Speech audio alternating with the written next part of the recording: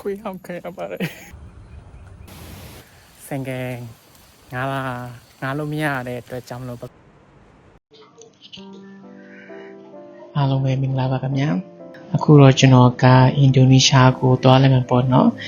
သွားလိုက်တဲ့အတွက်ကြောင့်လို့ကျွန်တော်ရဲ့ဘနော် solo trip နဲ့တယောက်တည်းပြီးသွားခြင်းရဲ့မှတ်တမ်းတင်သွားမှာပေါ့နော်အခုကနေစပြီးတော့မှအခုကကျွန်တော်ဘန်ကောက်ရဲ့ international airport ရောက်နေပေါ့နော်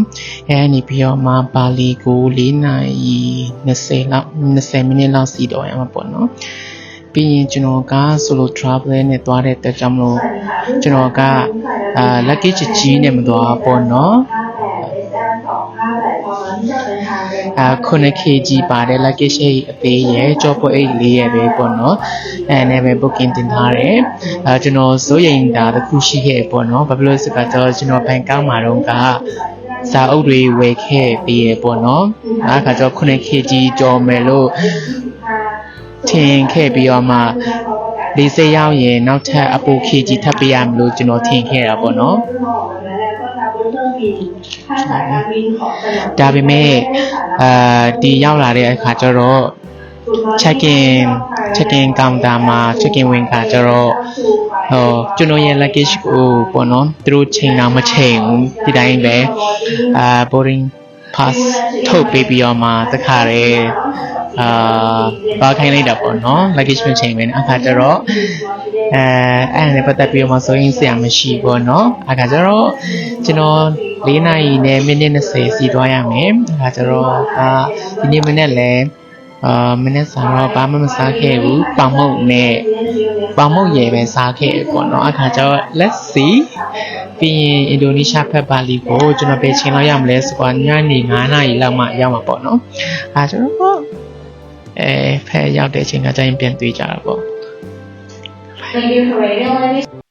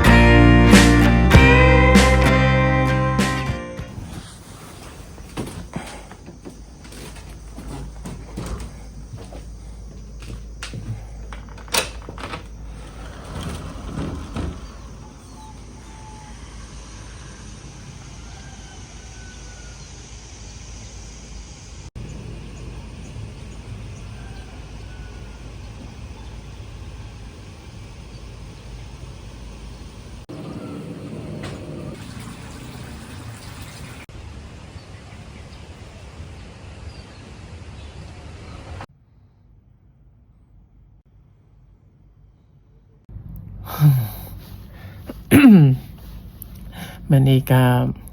ဒီအင်ဒိုနီးရှားရဲ့အပြည်ဆိုင်ရာလေးစဲနေပြီးမှကျွန်တော်နေတဲ့နေရာစီပေါ်တနာရီခွဲလောက်ပြန်လာခဲ့ရတာပေါ့နော်ပြင်လေးစိတ်မှလည်းဗီဇာပေါ့နော်ဝယ် passport မစတန်ရဖို့လေတနာရီနီးပါလောက်ဆောက်လိုက်ရပေါ့နော်အခါကျတော့လေးစိတ်မှကလေးကမညနေ6နာရီခွဲထိပေါ့နော်အချိန်ယူခဲ့ရပေါ့နော်ဗီဇာကို passport မစတန်ရဖို့ရေပြီးရင်ဒီဘက်တနာရီခွဲဆိုတော့6ခွဲ8နာရီမှဒီကိုရောက်လာခဲ့ရပေါ့နော်အဲကျတော့အခုဒီနေ့ခါကျတော့ဒုတိယနေ့ပေါ့နော် ဒုတိယနေ့ဆိုပေမဲ့လည်းရာသီဥတုချင်းနေကြောင်းလဲပါမယ်ချင်ပါတယ်အခါကျတော့နေတိမ်ကောင်းချင်းနေပေါ့နော်အခါကျတော့ဒီနေ့ကတော့ဒီအခုကတော့တဲ့နေ့ဟိုတယ်မှာတော့3ညလောက်အိမ်မှာပေါ့နော်3ည4ရက်စကားကျတော့ဒီနေ့တော့ဘာမှလောက်ဖို့အစီအစဉ်မရှိသေးဘူးပေါ့နော်စင်ကင်ကဖို့တနည်းအောင်တော့လဲဖို့လဲ energy မရှိသေးဘူးပေါ့နော်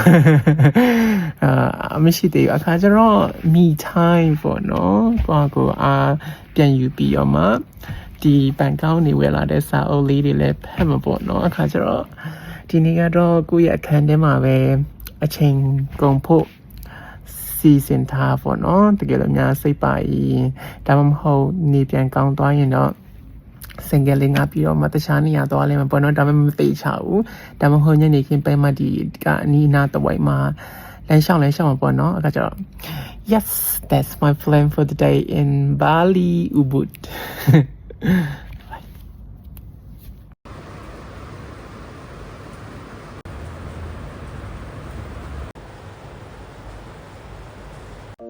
Have you ever been the face, been the object of someone's hate?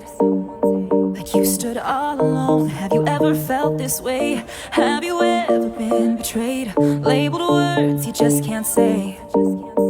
Suffered silently, wanting to be erased. There's a reason to believe again when faith is nowhere to be found. Try to find the strength to try again and stand on solid ground. You keep searching for a hero. You just want to find a friend. You just want to make a difference. Bring this battle to an end. All the words that make you stronger. When you learn how to look within, 'cause you're the hero that you're after.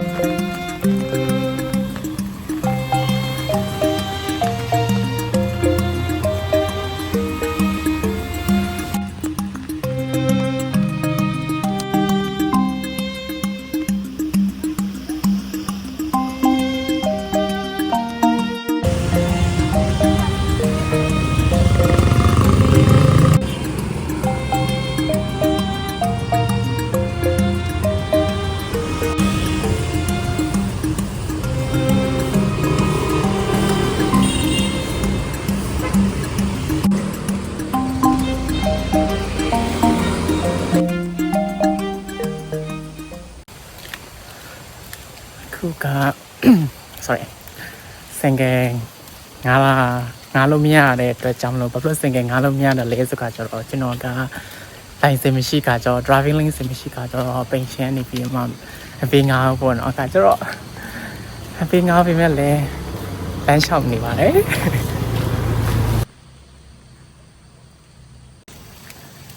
ကဲလမ်းလျှောက်ကြမယ်ဒီနေ့တော့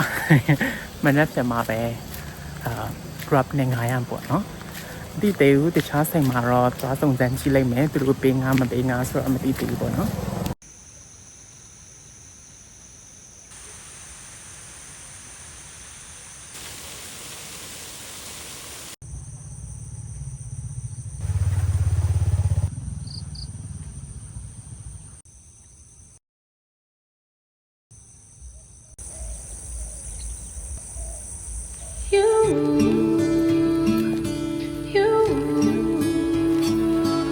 See you glow in the nighttime,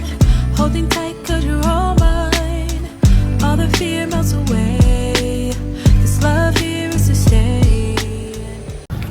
ခုနကလေဆိုင်အကြီးအဲ့ဒီအများဆုံးသွားစားတဲ့နေရာမှာမသွားစားဘဲနဲ့ဒီတိုင်းပေါ့နော်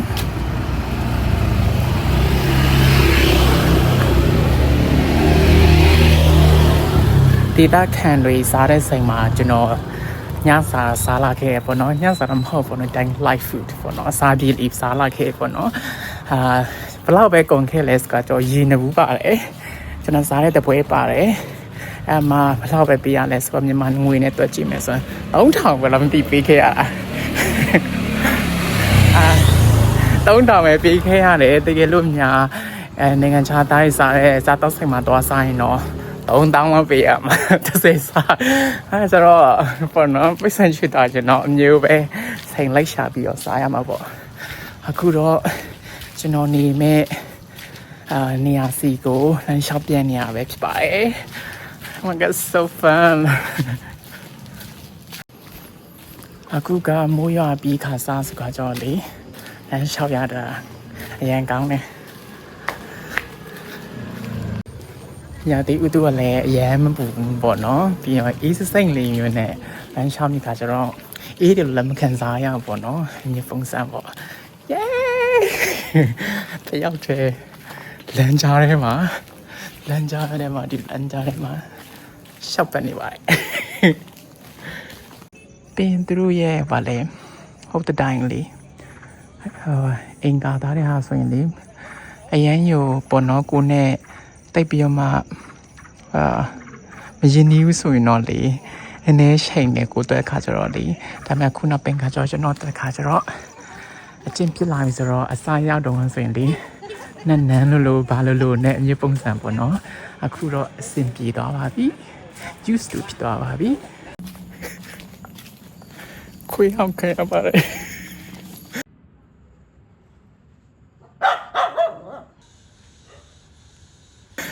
ဒီပုံစံမှာတစိုင်းနိုင်ရလို့လားမသိဘူး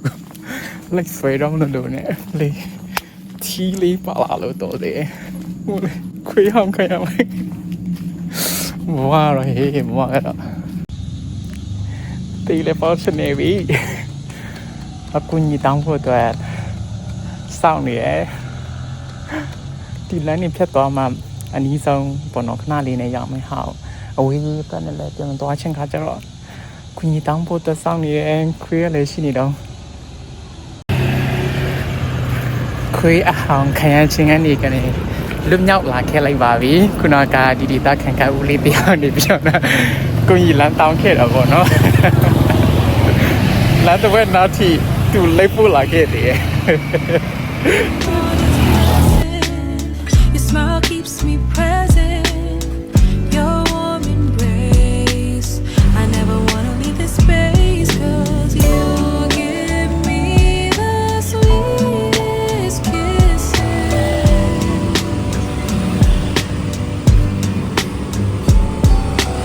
I'm so wrapped in reminiscing.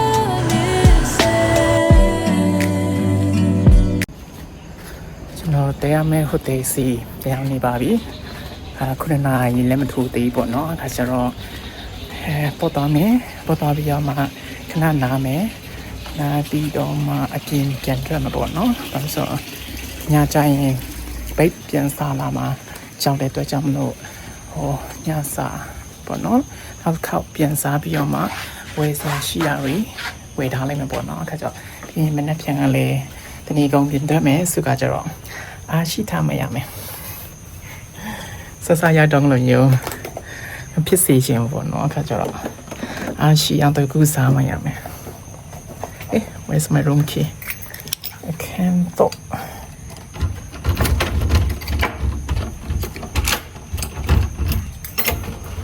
okay ကျွန်တော်နေတဲ့နေရာစီပြန်ရောက်ပါပြီတော့ခက်ထားလိုက်မယ်ပို့တော့လိုက်ပါဦးမယ်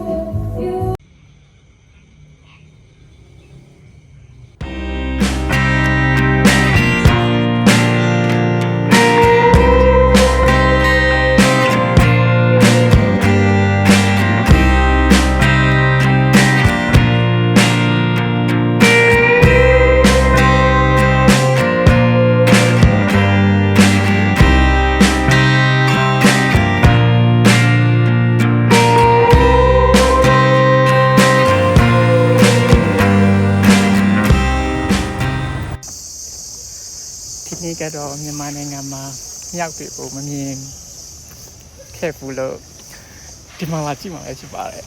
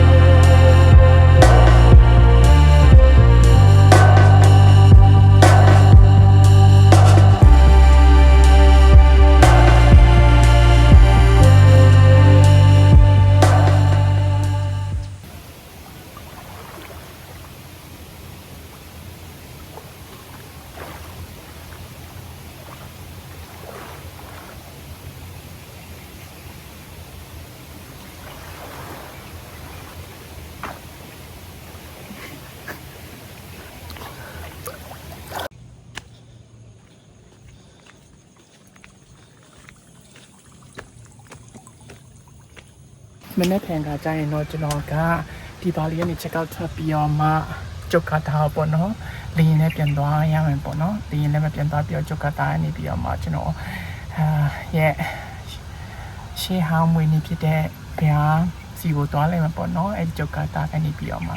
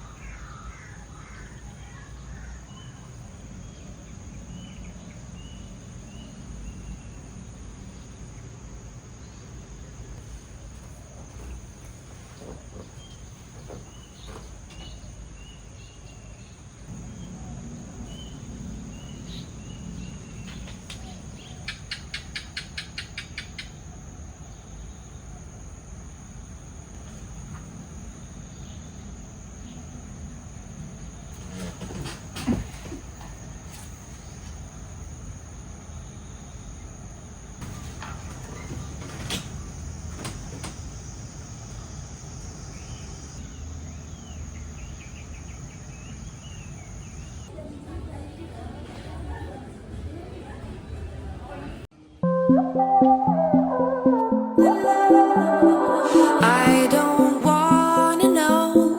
if you're only here for a moment. Seeing all I have, loving what I got. Where are you from? I just hope you like from Myanmar yeah How long have you been in Bali? that's a one beautiful island Morning you start and then back to afternoon. I can do like a day return right Yeah. to know that you've been by to send a little smile.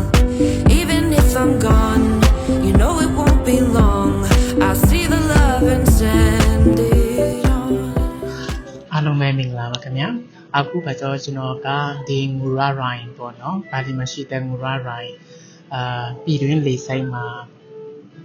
ပြည်တွင်းလေဆိပ်ကနေပြီးတော့မှကျွန်တော်ကြုတ်ကြာကာတာစီကိုသွားမှာပေါ့နော်ကျွန်တော်ရဲ့လေချိန်က6နာရီခွဲလို့ပြောတယ်အခုကျတော့တနာရီအချိန်ရပြီပေါ့နော် check in လဲဝင်ပြီးသွားပြီ boarding pass တွေရတာပြီးပြီပြီးတော့မှဒီလိုမျိုးကိုယ့်ရဲ့ kg က30 kg ဆိုရင်တော့ဒီ baggage အနေနဲ့ဒီလေရင်အောက်သွားရင်ပေါ့နော်ဒါပေမဲ့ကျွန်တော်ရဲ့ luggage ကကျတော့9 kg ပဲရှိတာကျတော့ဒီပေါ့နော် ကျွန်တော်နဲ့တူယူလာလို့ရပါတော့ဒီမှာကျွန်တော်နဲ့တူယူလာလို့ရပါပေါ့နော်အခါကျတော့အဆင်ပြေသွားတယ်ကျွန်တော်ဒီမှာကျွန်တော် request check in ဝင်တဲ့ချိန်ပေါ့နော် check in ဝင်တဲ့ချိန်မှာကျွန်တော် request လုပ်တယ် Windows C ပေါ့နော်ပြတင်းပေါက်နာနေရာရနိုင်မလားလို့ request လုပ်တာကျတော့သူတို့ပေးလာပေါ့နော်အခါကျတော့ပေးလာမှလည်းနောက်တော့နည်းနည်းသွားကြမယ်တင်တယ်28ဆိုခါကျတော့ဒါပေမဲ့ is okay Windows C ရမယ်ဆိုတော့ is okay ပေါ့နော်ဒီကလေးများ H channel လည်းမေးအိတ်တော်လို့ရပေါ့နော်ကိုယ်တရားတင်သွားရဲဆိုတာကျတော့အခုရှင်များအခုကကျတော့ကျွန်တော်လေးစိတ်9ရောက်ပြီးတော့မှနေ့လည်စာမစားရသေးတဲ့အတွက်ကြောင့်မလို့စိတ်နှစိမ်မှာနေ့လည်စာဝင်စားတာပေါ့နော်ဝင်စားပြီးစားပြီးတော့ပါပြီဒါပေမဲ့စိတ်လုံးကတော့အပြင်စိတ်နဲ့လည်းတိတ်မကွာဘူးလို့ကိုယ်အမြင်နဲ့ပေါ့နော်ကျွန်တော်စားလိုက်တာပဲပါပါတယ်ပုံမှန်တိုင်းကျွန်တော်လေးမှာစီရန်ကြည့်လို့မစားတာများပေါ့နော်ဒါပေမဲ့အခုကကျတော့ကျွန်တော်ဟိုဘက်ကို